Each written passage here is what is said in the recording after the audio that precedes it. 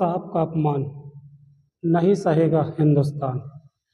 हिंदुस्तान की मिट्टी में एक ऐसी आवाज़ दफन है जिसमें सदियों की खामोशी को तोड़ा था। एक ऐसी शख्सियत जिसने न सिर्फ कानून की किताब लिखी बल्कि करोड़ों लोगों की तकदीर लिखी।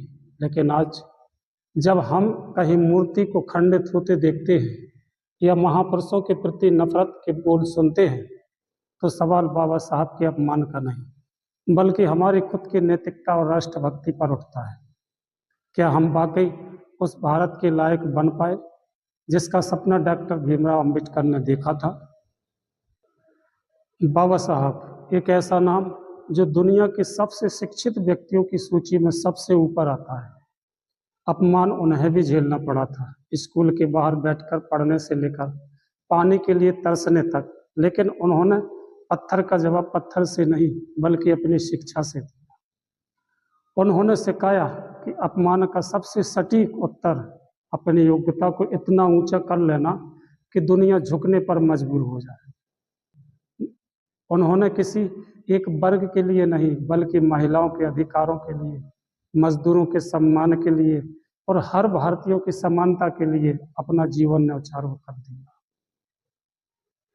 संविधान केवल पन्नों का पुलिंदा नहीं है, यह 140 करोड़ भारतवासियों की समरसता का सेतु है। बाबा साहब ने कहा था कि राजनीतिक लोकतंत्र जब तक नहीं टिक सकता जब तक उसमें आधार में सामाजिक लोकतंत्र न हो।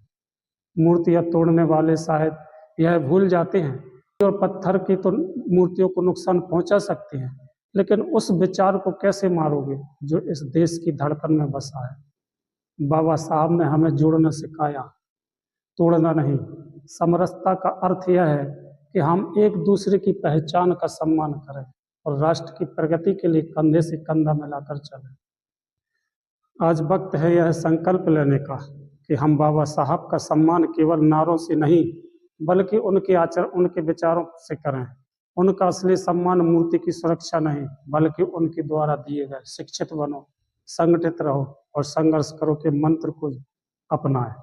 याद रखिए, जिस संविधान ने हमें अभिव्यक्ति की आज़ादी दी उसी संविधान के निर्माता का अपमान करना आत्मघाती है।